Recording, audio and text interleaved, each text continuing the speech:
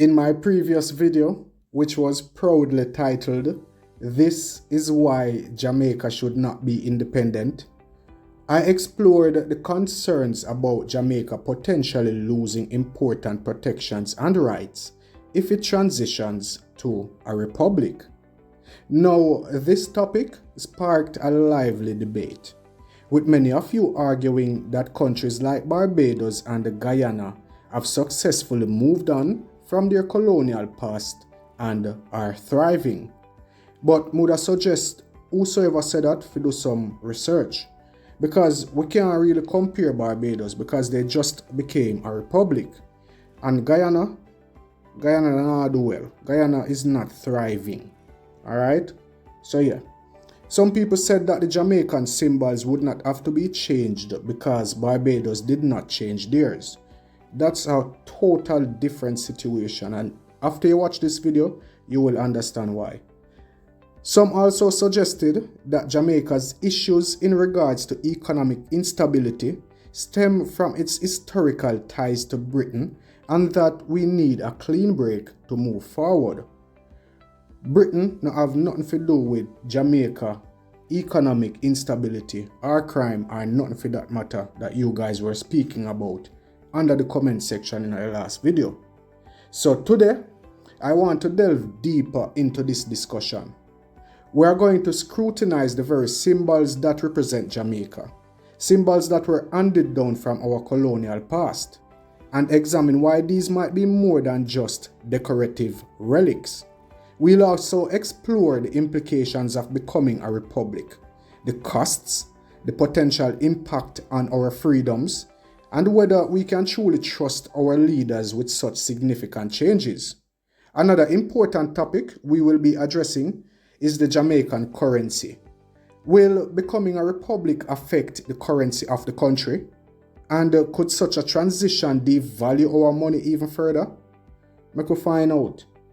So buckle up as we navigate through the complexities of Jamaica's national symbols, assess the potential pitfalls of transitioning to a republic, and compare our situation with countries still under British influence. This is more than just a debate about patriotism, because somebody did say me not patriotic. It's a crucial examination of Jamaica's future and the real challenges we face.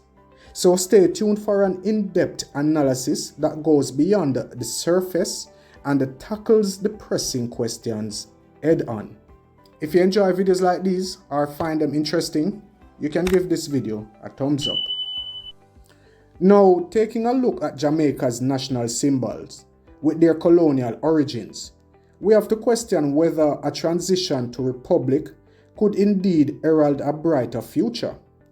By analyzing the deep-seated colonial roots of our flag, coat of arms, and anthem, we aim to understand why these symbols warrant scrutiny and potential reimagining.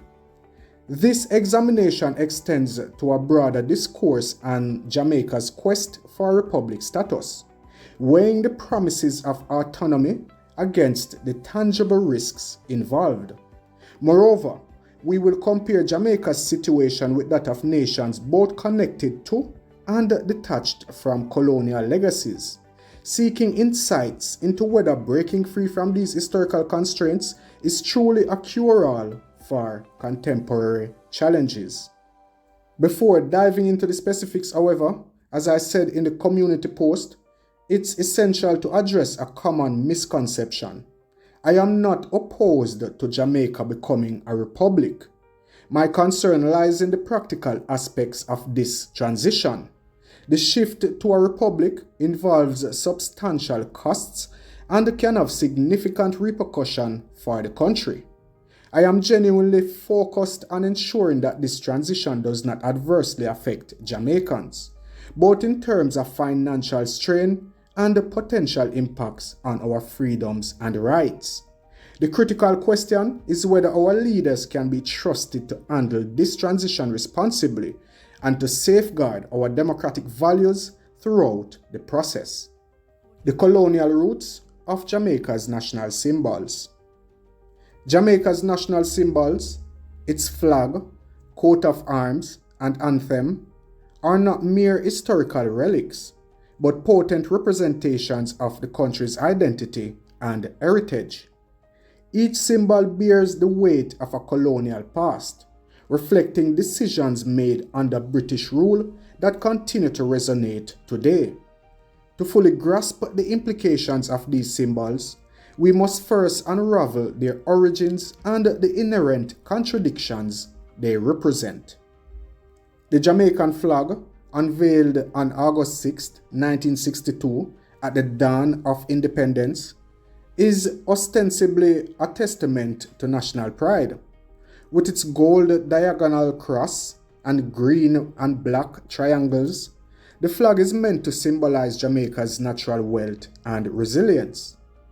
Yet beneath its celebrity veneer lies a design issue that subtly undermines its intended message. Historically, flags were designed to be flown upside down as a distress signal, a maritime practice indicating that a nation or vessel was in peril. So, you see, the flags were intended to be flown upside down if, like, the country get attacked, it don't have no electricity to send out a call or nothing like that, so that if planes are fly over, them can see that this country is in distress. Also, turning your country's flag upside down was also a sign of freedom of speech. And that's when the country turned against left and right, when them decide them now vote for none of the political party and them really need a change. It's a form of protest where you turn the flag upside down. Alright? Jamaica's flag, however, cannot be flown in this matter, raising an unsettling question. Does this design suggest an enduring state of crisis or trouble for the nation? The choice of a design that cannot signal distress, coupled with the flag's creation by government mandate rather than through a democratic process, underscores a broader issue about the extent to which our symbols truly reflect the collective identity and the struggles of the Jamaican people. So the Jamaican flag, when it was going to be changed, it was supposed to be taken from a list of entries that were sent in. However, the Jamaican government did not choose any of these entries. However, they adopted a design. So look into that, peeps, alright? Similarly, the Jamaican coat of arms, granted by King Charles II in 1661, is steeped in colonial history. Originally featuring the motto, Indus Oterec Serviet Uni, which means both Indies will serve one, the coat of arms explicitly highlighted Jamaica's role as a colonial asset. Although the motto was revised in 1957 to out of many one people, and the Taino figures were added to the design, the underlying colonial elements still persist. The revisions, while intended to modernize the symbol, have done little to sever its ties with the past.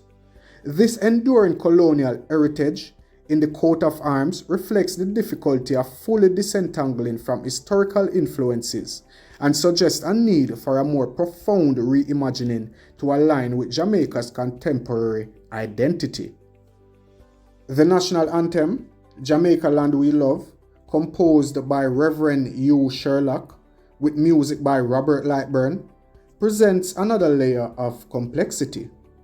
The anthem's melody, borrowed from the British hymn, Eternal Father, Strong to Save, a prayer for the British Navy, raises questions about the authenticity of Jamaica's sovereignty.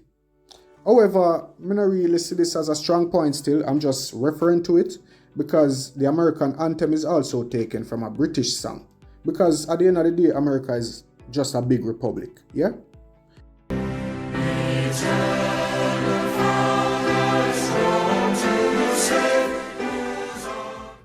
As Jamaica contemplates the transition to a republic, the continued reliance on a colonial era anthem highlights a broader issue. Can true independence be achieved while clinging to the symbols that are inherently linked to our colonial past? The paradox of transitioning to a republic. The debate over Jamaica's transition to a republic is fraught with paradoxes. On one hand, there is a compelling argument for updating or replacing colonial era symbols to better reflect the nation's modern identity. On the other hand, the practical implications of such a transition warrant careful consideration. One significant concern is the cost and disruption associated with transitioning to a republic. The process of redesigning national symbols, revising legal frameworks, and implementing new systems could strain national resources and impact daily life. This transitional period, marked by uncertainty and potential instability, raises questions about whether the benefits of becoming a republic outweigh the immediate costs. Moreover, the transition raises critical questions about trust in leadership. The same political figures who will oversee the shift to a republic will also be responsible for shaping the new governance structure. This creates a potential conflict. Can we trust these leaders to safeguard democratic principles and individual freedoms during and after the transition? The risk of consolidating power and potentially eroding media rights and freedom of expression must be carefully evaluated. The challenge is not just in the symbolic rebranding, but in ensuring that the new republic operates in a manner that genuinely reflects and upholds the values of the Jamaican people. So the question that I really want to address, because we get a lot of comments about this: will becoming a republic devalue the Jamaican currency? Experience the ultimate entertainment with our premium IPTV services in Jamaica. Enjoy instant access to over 17,000 live TV channels, including popular local channels like TVJ and CVM, as well as a wide range of international HD, UHD, and 4K channels. Whether you are a fan of news, sports, movies, or TV series, our service offers an unparalleled viewing experience. Dive into a vast library of over 50,000 of the latest movies and TV series in stunning 4K and HD quality. Our user-friendly platform ensures you never miss a moment of your favorite shows, providing a seamless and high-quality streaming experience. Elevate your home entertainment with the best IPTV service in Jamaica, bringing you closer to the content you love anytime, anywhere. Join thousands of satisfied customers and transform the way you watch TV today. And guys, remember you can try this service free, alright? Or you can use code ELITEJA and get 75% off. Alright, back to the video. The transition to a republic raises several questions, including the potential impact on Jamaica's currency.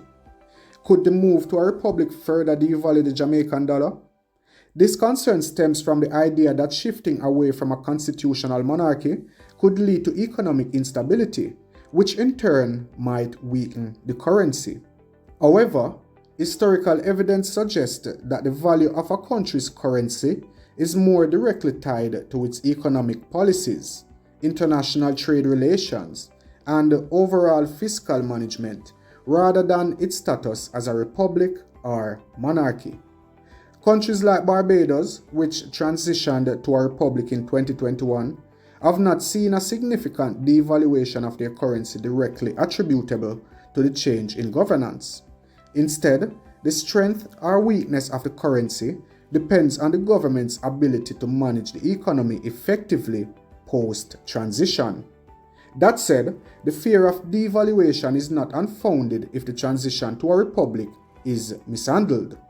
Poor economic management, loss of investor confidence, and political instability during the transition could indeed contribute to a weaker currency. Therefore, it is crucial that any move towards republicanism be accompanied by sound economic policies and stable governance to avoid negative repercussions on the currency. Comparative perspective: colonies and republics. Now we are take a look at countries that are still under the crown and countries that left the crown and became republics. So to gain a broader perspective, we must compare Jamaica with countries that remain under British colonial influence and those that have sought to sever these ties. The Cayman Islands and Bermuda, both British overseas territories, exemplify how nations under the British crown can thrive economically and politically. Despite their colonial status, these territories boast robust economic systems and high standards of living, demonstrating that colonial ties are not inherently detrimental to national success. The Cayman Islands, for instance, are renowned for their financial services sector and thriving tourism industry, contributing to a high per capita income and stable economy. Similarly, Bermuda, a well-established financial hub, enjoys economic prosperity and political stability under British sovereignty. These examples highlight that economic and political success is not necessarily contingent on severing colonial ties, but rather on effective governance and strategic economic planning. Conversely, Canada, a prominent Commonwealth realm with the British monarch as its head of state, showcases another facet of enduring colonial influence. Canada has maintained a strong economic position and political stability while remaining connected to its colonial past. Its success underscores that maintaining a constitutional monarchy does not preclude national advancement or democratic integrity. These comparisons suggest that the root causes of Jamaica's economic and social challenges, such as crime and corruption, are not solely attributable to its colonial history or current status.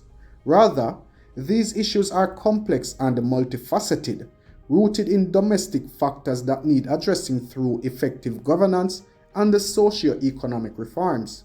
The focus should be on tackling these internal issues rather than attributing them to colonial legacies.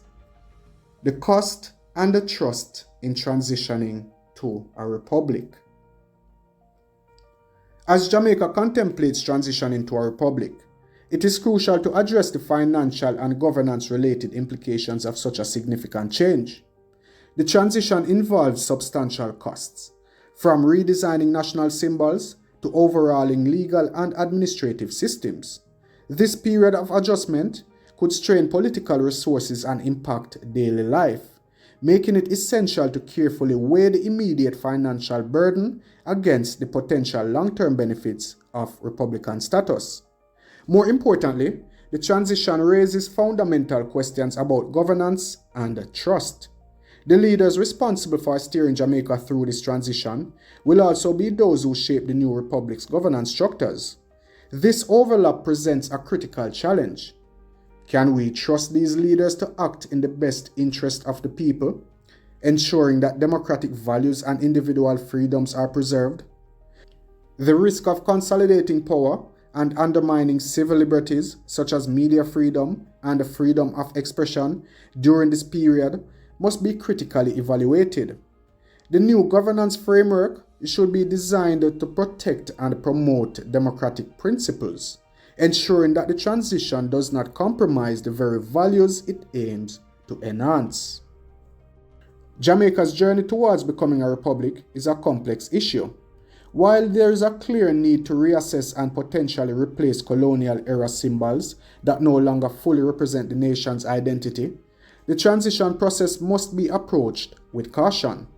The financial costs, governance challenges, and the need for transparent leadership are critical factors that cannot be overlooked. Comparing Jamaica with other nations that have either retained or severed colonial ties reveals that economic and political success is not solely determined by colonial status. Instead, effective governance, strategic economic planning, and addressing internal challenges are pivotal to national prosperity. Ultimately, the transition to a republic should be pursued with a clear understanding of its implications, ensuring that it leads to genuine improvements in governance and national identity. As Jamaica navigates this path, it must balance the desire for a new national identity with the practical realities of governance and the preservation of democratic values. Thank you for watching.